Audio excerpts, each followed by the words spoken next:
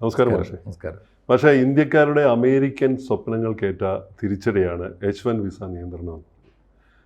ലക്ഷക്കണക്കിന് ആൾക്കാർ വർഷാവർഷം അമേരിക്ക പോലുള്ള ഒരു സ്വപ്ന ഭൂമിയിലേക്ക്, അത് സ്വപ്ന ഭൂമിയാണോ അല്ലെങ്കിൽ വേറെ ഏതെങ്കിലും തരത്തിലുള്ള പേടിപ്പിക്കുന്ന ഭൂമിയാണെന്നുള്ളത് മറ്റൊരു കാര്യം.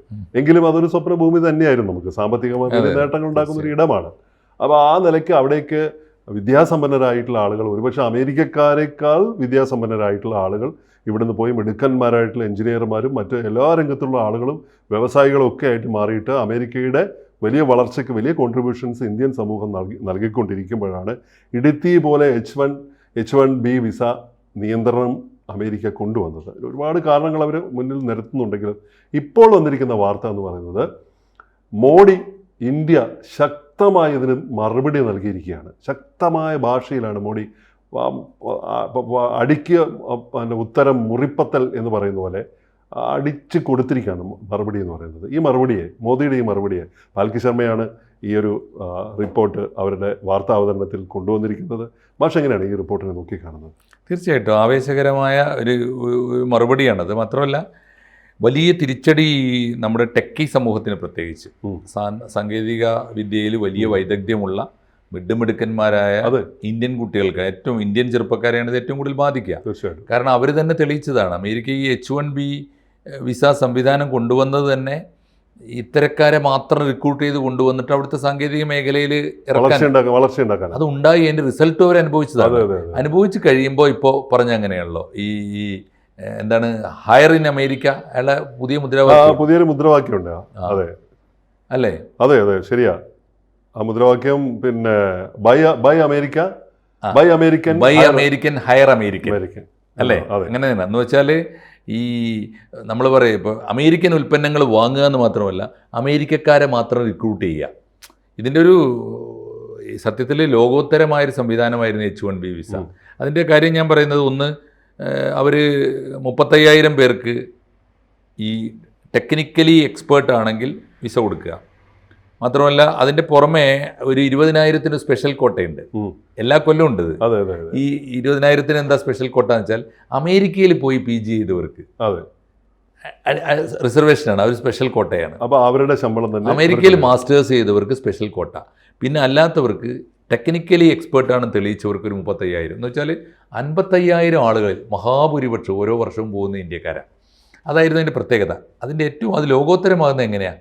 ലോകത്തിലെ ഒരു രാജ്യവും കാണിക്കാത്ത ഒരു മാതൃക അമേരിക്ക സൃഷ്ടിച്ചു. അതുകൊണ്ടാണ് അമേരിക്കയിലേക്ക് ആൾ പോയത്. എന്താ കാര്യം എന്നറിയോ? അമേരിക്കൻ പൗരന് കിട്ടുന്ന ശമ്പളം തന്നെ ഈ സാങ്കേതിക വിദഗ്ധർക്ക് കൊടുക്കണം. അവിടെ ഈക്വാലിറ്റി ഉണ്ട്. അത് ലോകത്തിൽ എവിടെയില്ല സർ. ഇപ്പോൾ നിങ്ങൾ ദുബായിലെടുത്ത് നോക്കൂ, അറേബ്യയിലെടുത്ത് നോക്കൂ. ഞാൻ സൗദി അറേബ്യയിൽ നേരിട്ട് കണ്ടതാണ്. സൗദി അറേബ്യൻ പൗരന്മാർ ഒരു പണിയും ചെയ്തില്ലെങ്കിൽ അവർക്ക് ഹൈ സ്കെയിലാണ്. നിത്താക്കാത്ത, അവർ പറയുന്ന പേര് ഇപ്പോൾ മോദി പറഞ്ഞ പേരല്ല, അറബിയിലാണെന്നേ ഉള്ളൂ. നിത്താക്കാത്ത എന്ന് പറയും. ഇത് തന്നെ സംഭവം, സ്വദേശീവൽക്കരണം. അത് തന്നെയുള്ള ഇപ്പോൾ മോദി പറഞ്ഞത്. ഈ ബൈ അമേരിക്കൻ ഹയർ അമേരിക്കൻ എന്ന് പറഞ്ഞാൽ എന്താ? അമേരിക്കൻ ഉൽപ്പന്നങ്ങൾ വാങ്ങണം, ഇത് ഉണ്ടാക്കാൻ അമേരിക്കക്കാരനെ. ട്രംപ് രാഷ്ട്രീയ പ്രതിസന്ധി വരുമ്പോൾ ട്രംപ് പോലെയല്ല മറ്റെല്ലാവരും ഈ ഉപകരണമല്ലേ ഉപയോഗിക്കുക. അതിന്റെ നാശവും നഷ്ടവും അവർക്ക് മനസ്സിലായിട്ടില്ല. അപ്പോൾ രണ്ട് ഗുണമാണ്. ഒന്ന്, അമേരിക്കക്കാർക്ക് കൊടുക്കുന്ന അതേ ശമ്പളം ഇന്ത്യക്കാർക്ക് കൊടുക്കാൻ തുടങ്ങി. അപ്പോൾ എന്താ വ്യത്യാസം? കോർപ്പറേറ്റ് കമ്പനികളുടെ ഒരു സ്വഭാവം പെർഫോമൻസ് അനുസരിച്ചാണ് അവർ ശമ്പളം കൂട്ടിക്കെടുക്കുകയും പ്രൊമോഷൻ കൊടുക്കുകയും അംഗീകാരം കൊടുക്കുകയും ചെയ്യുക. ഉത്തരവാദപ്പെട്ട പല അമേരിക്കൻ ടെക്കി കമ്പനികളുടെയും തലപ്പത്ത് ഇന്ത്യക്കാരാണ് ചെന്ന് പെട്ടത്. നമ്മൾ പലപ്പോഴും ചർച്ച ചെയ്യുന്നതാണ്. CEO പദവിയിലൊക്കെ എത്തിയ ആളുകൾ ഇപ്പോൾ CEO എന്ന് പറയുന്ന പദവിയിൽ ഒരു കോർപ്പറേറ്റ് കമ്പനിയിൽ ആയിരക്കണക്കിന് ആളുകൾ പണിയെടുക്കുന്ന ഒരു കമ്പനിയിൽ അതിൻ്റെ മീതെ ഒരു പോസ്റ്റ് കൊടുക്കാനില്ലല്ലോ. അങ്ങനെയല്ലേ നമ്മൾ സുന്ദർ പിച്ചെ പോയത്? അങ്ങനെയല്ലേ നമ്മുടെ എന്താണ് പറയുക, ഇദ്ദേഹം സത്യം നദല്ലേ പോയില്ലേ? അപ്പോൾ ആലോചിച്ച് നോക്കൂ, അവരെവിടെ എത്തിയത്? ഇനി എത്താൻ സ്ഥലമില്ല. പക്ഷേ ആ കമ്പനികളുടെ ഗൂഗിളിന്റെയും മൈക്രോസോഫ്റ്റിന്റെയും ഒക്കെ ഉത്തരവാദിത്തപ്പെട്ട ആളുകൾ ഇതിനെ ആശങ്കയോടെ നോക്കിക്കാണുകയാണ്. കാരണം അവർക്ക് വലിയ തിരിച്ചടിയായിരിക്കും. തീർച്ചയായിട്ടും അവർക്ക് അതിന്റെ അപകടം അറിയാം. ഇനി അതിനിപ്പോൾ ട്രംപ് ഈ കണ്ണുകടി കാണുന്നത് എന്തുകൊണ്ടാണ്? അങ്ങനെ രാവും പകലും കഠിനാധ്വാനം ചെയ്ത ഇന്ത്യക്കാർ അവരുടെ വരുമാനം നോക്കുമ്പോൾ പണിയെടുത്ത് നേടിയതാണ്. അവരുടെ വരുമാനം നോക്കുമ്പോൾ ശരാശരി അമേരിക്കൻ പൗരന്മാരുടെ വരുമാനത്തെക്കാൾ കൂടുതലാണ്. അവരുടെ GDP കണക്ക് പറഞ്ഞിട്ടുണ്ട്. ഒരു കൊല്ലത്തിൽ ഒരു അമേരിക്കൻ പൗരന് ഉണ്ടാക്കുന്നത്, അവൻ്റെ ആസ്തി പരമാവധി, അവൻ്റെ വരുമാനം പരമാവധി $70,000 ആണ്. ശരാശരി ഒരു അമേരിക്കൻ പൗരൻ്റെ, അതെ. നമ്മൾ വിചാരിക്കുന്ന ഏറ്റവും സമ്പന്നനായ. എന്നാൽ ഈ വിസയിൽ H1B വിസയിൽ അമേരിക്കയിൽ പോയി പണിയെടുത്ത് വിശ്വാസ്യത നേടി ഡെഡിക്കേഷൻ കാണിച്ച് അമേരിക്കയോട് ഇന്ത്യയെപ്പോലെ തന്നെ അമേരിക്കയെ സ്നേഹിച്ച് ആ രാജ്യത്തിൻ്റെ പുരോഗതിക്ക് വേണ്ടി പണിയെടുത്ത ഇന്ത്യക്കാരുടെ, ഇപ്പോൾ അവിടെയുള്ള ഇന്ത്യക്കാരുടെ ശരാശരി വാർഷിക വരുമാനം $1,20,000. ഇരട്ടിയോളം. അമേരിക്കക്കാരൻ്റെ ഇരട്ടി. ഇവർ അധ്വാനിച്ച് നേടിയതല്ലേ സാറേ? അവന് കണ്ണുകടി കണ്ണുകടി എന്ന് തന്നെ പേര് തന്നെ. കണ്ണുകടി, അത് കണ്ണുകടിയെ രാഷ്ട്രീയ രൂപമാക്കി മാറ്റുകയാണ്, രാഷ്ട്രീയ ക്യാമ്പയിനാക്കി ആയുധമാക്കി മാറ്റുകയാണ്. ഇത് ഞാൻ പറയുന്നത്, ഇത് അമേരിക്ക ഒരു പക്ഷേ ലോകത്തിന് കാണിച്ച നല്ല മാതൃകയാണ്. അറേബ്യയിൽ ഞാൻ കണ്ടത് എന്താണെന്നറിയോ? അറേബ്യൻ പൗരന്മാർക്ക് ഒരു പണിയെടുത്തില്ലെങ്കിലും ഒപ്പിട്ട് പോയാൽ ശമ്പളം കിട്ടും, വലിയ ശമ്പളം കിട്ടും. അത് കഴിഞ്ഞാൽ അതൊക്കെ കിട്ടുകയെന്നറിയോ? അറേബ്യൻ പൗരന്മാർക്ക് നമ്പർ 1. നമ്പർ 2 പൗരന്മാർ അമേരിക്കൻസ്, യൂറോപ്യൻസുമാണ്. അമേരിക്കൻ പാസ്പോർട്ടിൽ ചെന്നവർക്ക് വലിയ ശമ്പളം, അറേബ്യൻസിനേക്കാൾ കുറച്ച് തൊട്ട് താഴെ. മൂന്നാമത്തെ ഒരു കാറ്റഗറി ഉണ്ട്, നമ്മളാണ് ഈ ഇന്ത്യക്കാരൊക്കെ. എത്ര കഷ്ടപ്പെട്ട് പണിയെടുക്കുന്നവരായിരിക്കും. അവർക്ക് മൂന്നാം കിട. ഒരേ ജോലി ചെയ്യുന്ന ഞാൻ കണ്ടിട്ടുണ്ട്. ഒരേ ജോലി ഞാനും സാറും അപ്പുറത്തും ഇപ്പുറത്തും ചെയ്ത ഒരേ ക്യാബിനിൽ 3 ശമ്പളം എന്ന് വെച്ചാൽ ഏതാണ്ട് ഇപ്പോൾ എന്നേക്കാൾ ഏതാണ്ട് 5 ഇരട്ടിയായിരിക്കും അറബിക്ക് ശമ്പളം. ഒരു 3 ഇരട്ടിയെങ്കിലും ഉണ്ടാവും അമേരിക്കക്കാരന്.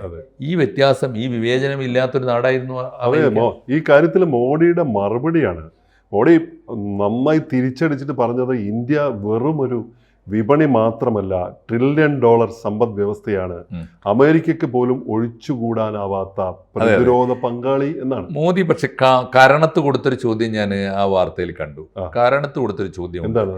നിങ്ങൾ ഞങ്ങളെ ആട്ടി ഓടിച്ചാൽ ഞങ്ങൾക്ക് നഷ്ടം വരുന്നതിനേക്കാൾ എത്രയോ ഇരട്ടി നിങ്ങൾക്ക് വരും. നിങ്ങൾക്കാണ് നഷ്ടം എന്ന് പറയുന്നത്. അത് കറക്റ്റ് അല്ലേ? അതുകൊണ്ടാണ് ഒരു പക്ഷേ അതിന്റെ അലയൊലിയാണ് അവിടുത്തെ കോർപ്പറേറ്റ് കമ്പനികൾ ട്രംപിനെതിരായി രംഗത്ത് വന്നത്. ഞങ്ങൾക്ക് വലിയ ആശങ്കയുണ്ട്. ഇത്ര ആത്മാർത്ഥതയോടെയും ഇത്ര ബുദ്ധിയോടെയും പണിയെടുക്കുന്ന ജീവനക്കാരെ ഇന്ത്യയിലല്ലാതെ ഞങ്ങൾക്ക് ഇതുവരെ കിട്ടിയിട്ടില്ല. അതിന്റെ അംഗീകാരം ഞങ്ങൾ അവർക്ക് കൊടുത്തിട്ടുണ്ട്. അധ്വാനിച്ചതിന്റെ അംഗീകാരമാണ്. അതിനെന്തിനാണ് ട്രംപ് അതിൽ ഇടപെട്ട്? ഞങ്ങളല്ലേ ശമ്പളം കൊടുക്കുന്നത്, ഞങ്ങൾക്ക് വേണ്ടിയല്ലേ പണിയെടുക്കുന്നത്. അതിന്റെ നേട്ടം മുഴുവൻ ഉണ്ടാകുന്ന അമേരിക്ക എന്ന രാജ്യത്തിനല്ല. ഒന്നും കാണാതെ മോഡി ഈ കാര്യങ്ങൾ പറയില്ല അല്ലേ? മോദിയുടെ വില കുറഞ്ഞ പൊളിറ്റിക്സ് എനിക്ക് മോദിക്ക് പിടിച്ചു നിൽക്കാനുണ്ടല്ലോ. ഒരു ഭരണാധികാരി സ്വന്തം കഴിവുകൊണ്ട് പിടിച്ചു നിൽക്കാൻ പറ്റാതിരിക്കുമ്പോഴാണ് ജനങ്ങളുടെ സെന്റിമെന്റ്സിൽ കയറി പിടിക്കുക. അതെല്ലാ ഭരണകൂടത്തിൻ്റെ ഒരു തന്ത്രമാണ്. മോദി ഇപ്പോൾ അമേരിക്കൻ വികാരം മോദി മനസ്സിലാക്കാത്തൊരു കാര്യമുണ്ട്. അമേരിക്കൻ എന്ന ദേശീയ വികാരത്തിന് ഒരു 5-6 നൂറ്റാണ്ടിന് പുറകോട്ട് പോയാൽ എവിടെ എത്തൂല. ഒന്നുമില്ല. ഉള്ള രാജ്യങ്ങളെ പറഞ്ഞാൽ മനസ്സിലാക്കാം. ഈവൻ റഷ്യക്കും ചൈനക്കും അത് പറയാനുണ്ട്. ഇന്ത്യക്ക് അതിലേറെ പറയാനുണ്ട്. എന്ത് പറയാനുണ്ട് അമേരിക്കക്ക്? അപ്പോൾ ആ മോദിക്ക് അത് മനസ്സിലായിട്ടില്ല അതിൻ്റെ അപകടം. മാത്രമല്ല, മോദിയുടെ ഉൾപ്പെടെയുള്ള വ്യവസായ സാമ്രാജ്യത്തിൽ കഴിഞ്ഞ ദിവസം ഞാനൊരു കണക്ക് കണ്ടു. മോദിയുടെ തന്നെ വലിയ സാമ്രാജ്യം ഉണ്ടല്ലോ. ഇപ്പം ഇയാളായിട്ട് അത് മുടിച്ചിട്ടുണ്ട് അത്രേ കുറേ. പക്ഷേ അയാളുടെ അച്ഛൻ്റെയൊക്കെ വ്യവസായ സാമ്രാജ്യത്തിൽ, ബിസിനസ്സിൽ ഏറ്റവും കൂടുതൽ 40% ഇന്ത്യക്കാരുണ്ടായിരുന്നു എന്ന്. അപ്പോൾ അവരോടൊക്കെയാണ് ഇപ്പോൾ അവരൊക്കെ അവരൊക്കെ സേവിച്ചതിൻ്റെ നന്ദികേടാണ്. ട്രംപിൻ്റെ ബിസിനസ്സിൽ, ട്രംപിൻ്റെ കുടുംബ ബിസിനസ്സിൽ ഏറ്റവും കൂടുതൽ പണിയെടുത്തിട്ടുള്ളത്, അവരുടെ പേറോൾ നോക്കുമ്പോൾ ഏറ്റവും കൂടുതൽ ഉണ്ടായിരുന്ന ഇന്ത്യക്കാരാണ്. എന്ന് പറഞ്ഞാൽ അയാൾക്ക് അന്നം ഉണ്ടാക്കി കൊടുത്തതും ഒക്കെ ഈ ഇന്ത്യക്കാരാണ്. അവരോട് അമേരിക്കൻ കമ്പനികളുടെ ഔട്ട്സോഴ്സിംഗ് ഇന്ത്യയിൽ നിയന്ത്രണം കൊണ്ടുവരാൻ മോഡി ആലോചിക്കുന്നു. മേക്ക് ഇൻ ഇന്ത്യയുടെ ഭാഗമായിട്ട് ഇവിടെ കാര്യങ്ങൾ മാറ്റാൻ ആലോചിക്കുന്നു. ഡിജിറ്റൽ ഇന്ത്യ പ്രോജക്റ്റ് കൂടുതൽ നല്ല രീതിയിലേക്ക് കൊണ്ടുവരാനുള്ള ശ്രമങ്ങൾ കൊണ്ടുപിടിച്ച് നടക്കുന്നു. അവസരം മുതലാക്കുന്ന ചൈന അപ്പുറത്ത് നിൽക്കുന്നുണ്ട്.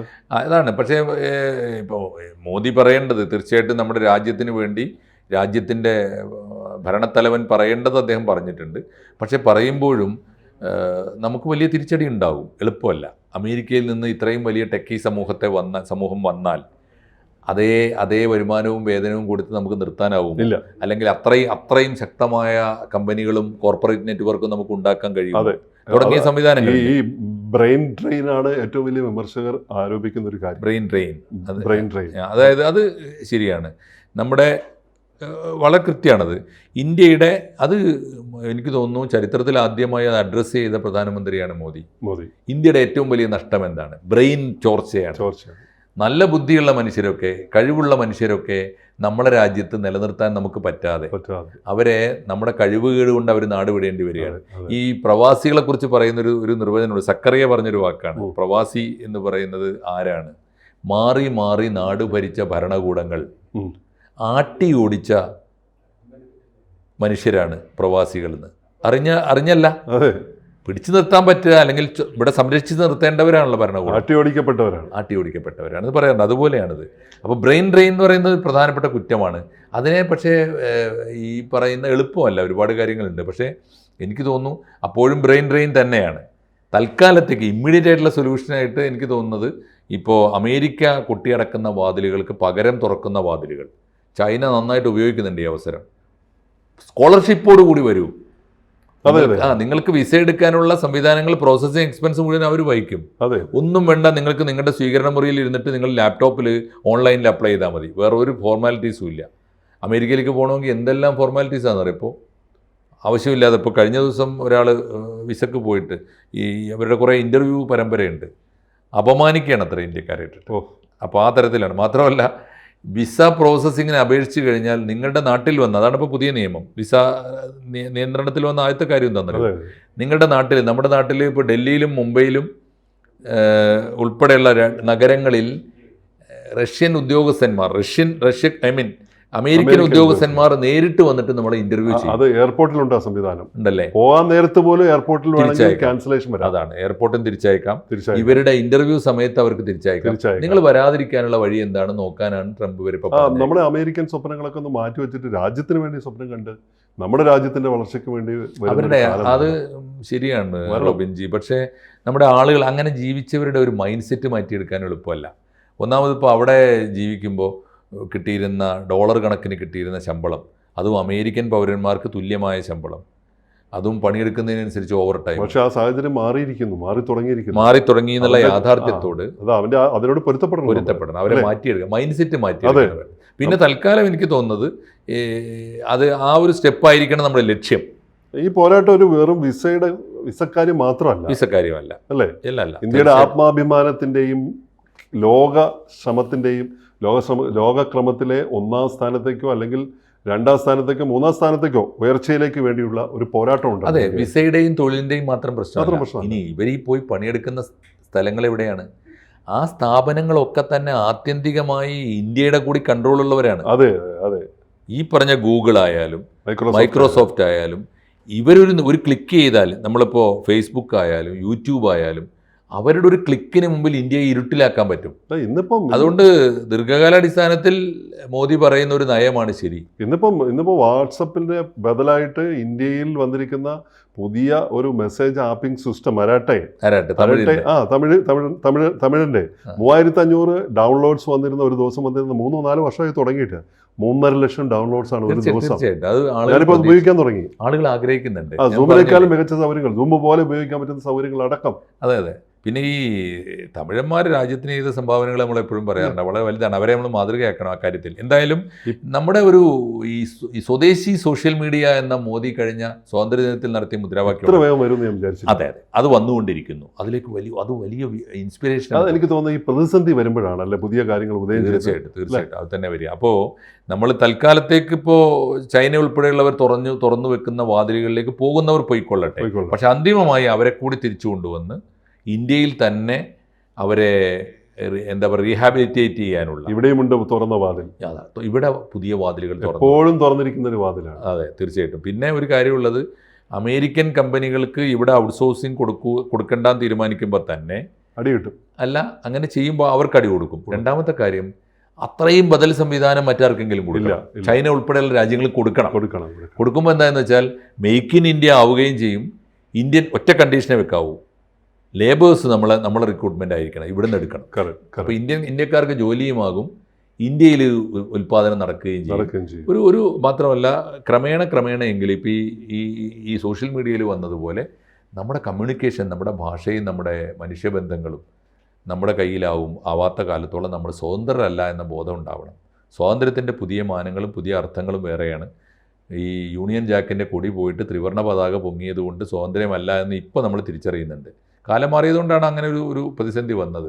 അപ്പോൾ പുതിയ വെല്ലുവിളികളെ, പുതിയ അടിമത്തത്തിനെ പുതിയ ആയുധങ്ങൾ കൊണ്ട് തന്നെ നേരിടണം. ആ പോരാട്ടത്തിൽ വെറും പോരാട്ടമല്ല ഇത് എന്ന് മനസ്സിലാക്കിയിട്ട് നേരിടാൻ തന്നെയാണ് ഏതായാലും മോദിയുടെ ഒരു തീരുമാനമുണ്ട്, നിശ്ചയദാർഢ്യം ഉണ്ട് എന്നുള്ള കാര്യത്തിൽ തർക്കമൊന്നും. ഈ തിരിച്ചടി ഗംഭീരമാണ്, ഇത് വളരെ കൃത്യമാണ്. വാക്കുകളൊക്കെ അളന്നു മുറിച്ച വാക്കുകളാണ്, ഷാർപ്പാണ്, മൂർച്ചയുള്ള വാക്കുകളാണ്. തീർച്ചയായിട്ടും ആ വാക്കുകളുടെ ഒരു ചൈതന്യം ഉൾക്കൊണ്ട് ഇന്ത്യൻ മനസ്സ്, പ്രത്യേകിച്ച് നമ്മുടെ ചെറുപ്പക്കാർ, നമ്മുടെ കോർപ്പറേറ്റുകൾ, നമ്മുടെ സ്റ്റാർട്ടപ്പുകൾ, നമ്മുടെ എൻ്റർപ്രണേഴ്സൊക്കെ ഒന്ന് ഉണർന്നു കഴിഞ്ഞാൽ അതിവേഗ വളർച്ചയുണ്ടാവും, വളരും എന്ന് തന്നെയാണ് പ്രതീക്ഷിക്കാം നമുക്ക്. കൂടുതൽ വാർത്തകളും വിശേഷങ്ങളും നിങ്ങളിലേക്ക് എത്താൻ ABC മലയാളം സബ്സ്ക്രൈബ് ചെയ്യുക, ബെൽ ബട്ടണും അമർത്തുക.